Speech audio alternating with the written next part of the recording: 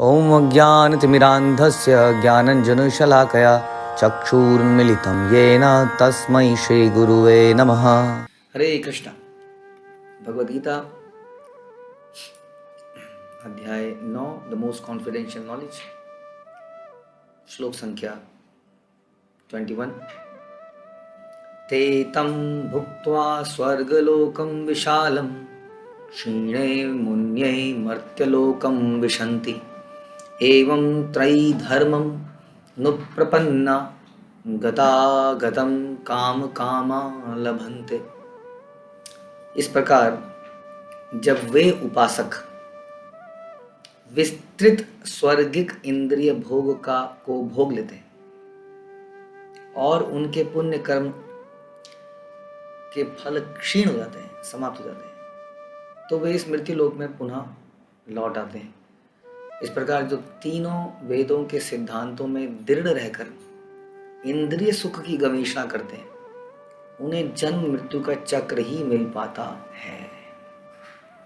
तो इसके पिछले श्लोक में हमने सुना था कि कई सारे लोग धार्मिक अनुष्ठान करते हैं, वेदों का अध्ययन करते हैं, लेकिन उनका पर्पस होता है स्वर्ग की प्राप्ति करना।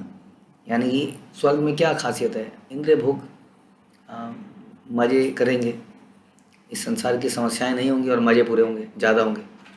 हाँ, तो इस प्रकार से अब बता रहे हैं कि जो इस प्रकार के उपासक हैं वो विस्तृत स्वर्गिक इंद्रिय भोग का भोग लेते हैं। यानी कि बहुत ज़्यादा इंद्रिय भोग करते हैं वो लोग, क्योंकि शरीर में स्वर्ग लोकों में बल ज़्यादा होता है, बीमारियां कम होती हैं, समस्याएं कम होती हैं और खूबसूरती ज़्यादा होती है, तो व्यक्ति ज़्यादा भोग कर लेता है, विस्तृत स्वर्गिक भोग। लेकिन इससे एक समस्या है, जब भी हमारे जीवन में सुख आता है हम लोग बड़े प्रसन्न हो जाते हैं। वास्तविकता में जब हमारे जीवन में सुख आता है तो एक चिंता का विषय भी है कि जब भी सुख आता है इसका मतलब कुछ पुण्य कर्म क्षीण हो गए, समाप्त हो गए, खर्च हो गए। जैसे कि हम लोग कोई चीज़ खरीदते हैं तो बदले में हमें पैसे देने पड़ते हैं, तो खर्चा भी होता है ना। कोई चीज़ फ्री में मिल जाती है इसलिए इतना लोग पागल हो जाते हैं उसके पीछे, में पैसा खर्चा नहीं होता ना। लेकिन वास्तव में हमारे जीवन में जो भी कुछ होता है, आता है, उससे या तो हमारे पाप कर्म समाप्त होते हैं, जब हमें दंड मिलता है, कुछ ना कुछ कष्ट आता है, या जब हमारे साथ कुछ अच्छा होता है तो हमारे पुण्य कर्म समाप्त होते हैं। तो वास्तव में जब हमारे साथ कुछ बुरा होता है तो अच्छी बात है एक तरह से, क्योंकि हमारे बैड कर्म समाप्त हो गए। जितनी जल्दी बैड कर्म समाप्त होंगे उतना अच्छा है। और जब हमारे साथ कुछ अच्छा होता है तो हम लोग बड़े प्रसन्न होते हैं, वास्तव में अच्छे कर्म समाप्त हो गए, अब जो बचे होंगे वो कुछ बुरे कर्म मिलेंगे। तो इस प्रकार से ये भी एक सोच है। और एक बात और है कि जब हमें किसी चीज़ के भोगने की आदत बन जाती है तो उस चीज़ के बिना रह पाना बड़ा मुश्किल हो जाता है। एक व्यक्ति था जो कि शादियों की पार्टी में घुस जाता था। अब ऐसा तो नहीं है कि शादियों की पार्टी में लोग कार्ड चेक करते हैं, दिखाइए जी कार्ड कौन सा आपका, कूपन दिखाइए, ऐसा तो नहीं है। आदमी घुस जाता है, उसकी आदत बन गई। ये सच्ची घटना, कई बार ऐसा लोग करते हैं। तो कभी आज इस शादी में, कल उस शादी में, परसों किसी शादी में, रोज़ पार्टी उड़ा रहा है। अब एक दिन उसको पकड़ लिया गया और उसकी बड़ी बेइज्जती करी गई। पूछ लिया किसी ने कौन हो भाई, किसकी तरफ से हो, और बड़ी बेइज्जती हुई। उसके बाद से उसको शर्म आने लगी। लेकिन अब क्या समस्या है, अब उसको शादियों के खाने की आदत लगी। अब क्या करें, अब वो बड़ा दुखी रहने लगा। तो यही चक्कर है, हम इंद्रिय सुख भोगते हैं, उससे हमारे पुण्य कर्म समाप्त होते हैं, लेकिन हमें उसकी आदत लग चुकी होती है। लेकिन अब हमें वो मिलते नहीं, क्योंकि हमारे पुण्य कर्म समाप्त हो गए। तो हम बड़े विचलित हो जाते हैं। वास्तव में किसी चीज़ का ना होना इतना बड़ा दुख नहीं है, लेकिन किसी चीज़ का मिलने के बाद उसका चला जाना बड़ा दुख है। श्रीमद् भागवत में कथा आती है राजा चित्रकेतु की। उनके एक भी पुत्र नहीं था, वो दुखी थे। तो नारद मुनि आते हैं तो उनसे वो कुछ इच्छाएं करते हैं, तो उनको बदले में एक पुत्र मिलता है। लेकिन उनको पहले बताते हैं कि पुत्र तुम्हारे शोक का कारण बनेगा। वो कहते हैं चलो बनेगा, जो बनेगा, अभी तो चाहिए, चाहिए तो चाहिए। तो उनके पुत्र की प्राप्त होती है, लेकिन कुछ समय बाद उनकी जो बाकी पत्नियां होती हैं वो ईर्ष्यावश उस पत्नी के बच्चे को मार देती हैं, क्योंकि राजा केवल उसी पत्नी का चहेता बन जाता है उस बच्चे के होने के बाद। और जब वो बच्चा मरता है तो भागवत बताती है कि वो राजा एकदम से ऑलमोस्ट डेड हो जाता है। जब उसको खबर सुनाई देती है तो भागता हुआ गिर पड़ता है। मतलब वो अपने बच्चे के मृत शरीर तक पहुंच भी नहीं पाता, उसके पहले कई बार बेहोश होकर गिर जाता है। इतना बड़ा सदमा उसको लगता है, और उसके बाद वो राज्य काज चला ही नहीं पाता। इससे पहले वो राज काज चला रहा था, लेकिन एक दुख था उसके जीवन में। अब तो वो बिल्कुल डेड हो जाता है, लाइक अ डेड पर्सन।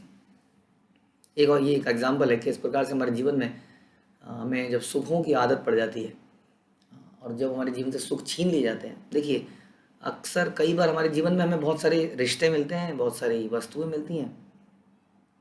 अम, कई बार वो वस्तुएं हमें छोड़ के चली जाती हैं। कोई रिलेशन टूट जाता है, कोई व्यक्ति चला जाता है, कोई वस्तु खो जाती है, या कभी कभी हम ही वस्तुओं को छोड़ के चले जाते हैं या संसार से चले जाते हैं। तो ये जीवन ऐसा ही है वास्तव में।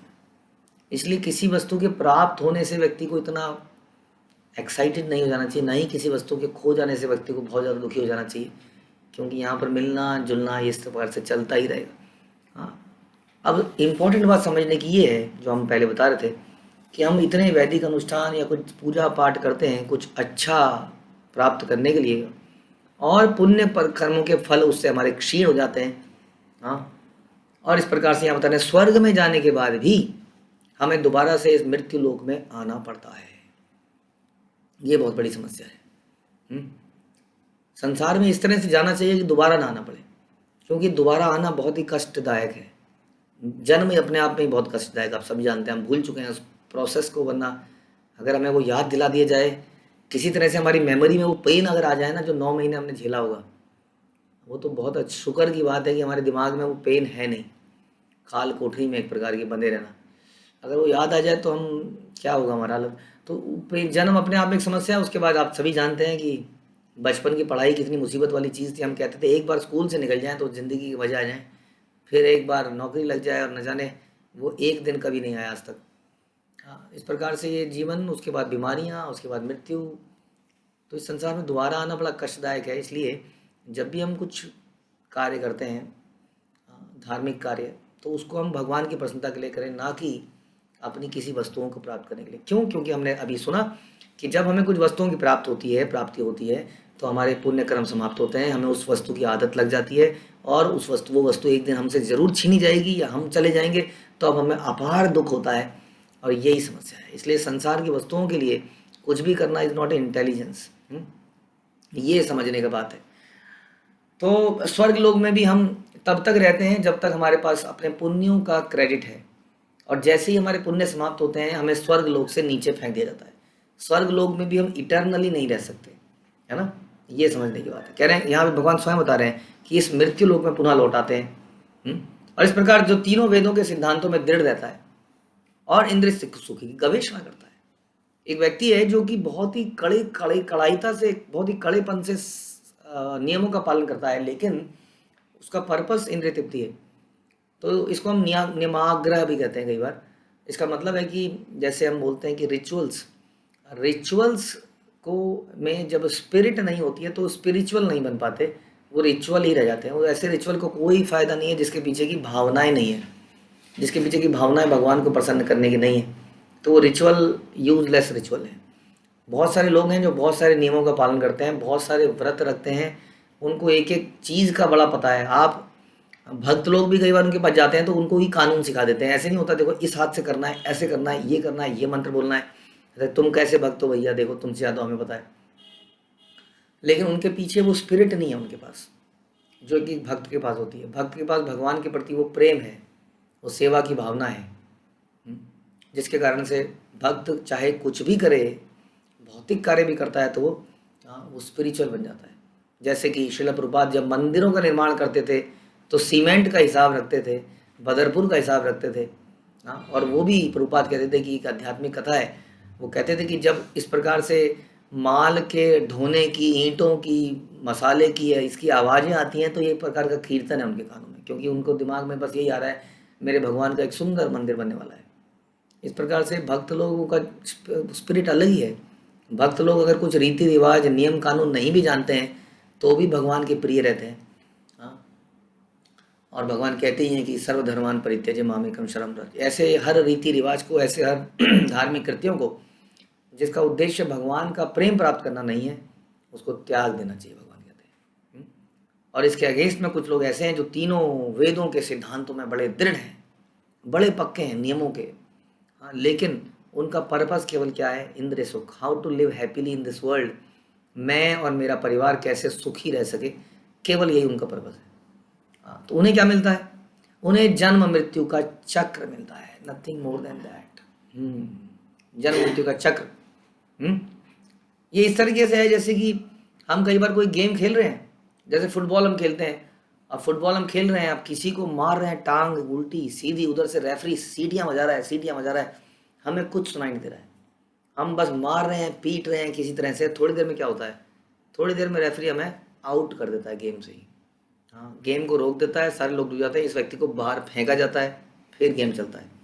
उसी तरह से इस संसार में भी यहाँ पर गेम खेलने के कुछ नियम हैं। यदि उन नियमों के अनुसार खेलेंगे तो हमें क्या होगा? हम जीत जाएंगे और अब दोबारा से संसार में नहीं आएंगे। लेकिन यदि हम नियमों के अनुसार नहीं जीते हैं, हमें बहुत सारे लोग बीच में आवाज़ मारते हैं, रेफरी आवाज़ मारते हैं, साधु लोग कहते हैं नहीं नहीं गलत रास्ता है, मत करो ऐसा, इंद्रिय तृप्ति के लिए जीना बहुत ही खतरनाक है, मत जियो, क्योंकि हमें उसकी आदत पड़ जाती है, फिर हमेशा वो मिलती भी नहीं हमें, है कि नहीं? कितनी आदत पड़ जाती है। आदमी जवानी में शराब पीता है, उसको लगता है क्या मज़ा है, मैं शराब पी रहा हूँ, बाद में शराब उसको पीती है, उसका शरीर समाप्त हो चुका है, लेकिन अब उसको रोक नहीं सकता है वो, है ना? तो इस प्रकार से हालत हो जाती है इंद्रिय तृप्ति करते करते, और धीरे धीरे जब पल खत्म हो जाते हैं तो शरीर बेकार हो जाता है, दुख आने लगते हैं। तो उन्हीं चीज़ों से, जिन चीज़ों से सुख मिलता था, उन्हीं चीज़ों से दुख मिलने लगता है। तो इसलिए हमें साधु लोग बीच में कई बार विसल बजाते हैं, रोकते हैं, इस रास्ते में मत जाइए, लेकिन हम उस रेफरी को इग्नोर करते चले जाते हैं, खेलते चले जाते हैं, नियमों को तोड़ते हुए भगवान की भक्ति नहीं करते हैं, और इस प्रकार से हमें जन्म मृत्यु का चक्र ही मिल पाता है। This is the end. तो इसलिए बड़ा इंपॉर्टेंट है कि जब हम गेम्स को खेलें तो गेम के नियम के अनुसार खेलें। भगवान ने एक गेम बनाया है और उसका नियम है भगवद गीता। भगवद गीता को पढ़ के साधु लोगों के हिसाब से जीकर, जो भगवद गीता के आधार पर आपको बताते हैं। हाँ, कई बार क्या होता है कि गेम के नियम इतने विस्तृत हैं कि हमें समझ नहीं आता है, तब कोई हमें एक्सप्लेन करता है, हमारा कोच बताता है, देखो ये नहीं करना है, ये करना है, ये नहीं करना है। उसी तरह से भगवद गीता का ज्ञान भी इतना विस्तृत है कि शुरुआत में उसको समझ पाना, इवन बाद में भी समझ पाना बड़ा मुश्किल है, इसलिए हमें साधु की भी आवश्यकता पड़ती है। तो हमारे जीवन में ये दोनों ही इंपॉर्टेंट है, तीन लोग बड़े इंपॉर्टेंट हैं, गुरु, साधु एंड शास्त्र, जो कि हमें जीने का रास्ता बताते हैं। इसके अनुसार जिएंगे तो एक गेम को परफेक्टली खेलेंगे, हाँ, और भगवान के धाम चले जाएंगे। हरे कृष्णा। श्रील प्रभुपाद की जय। भगवद गीता की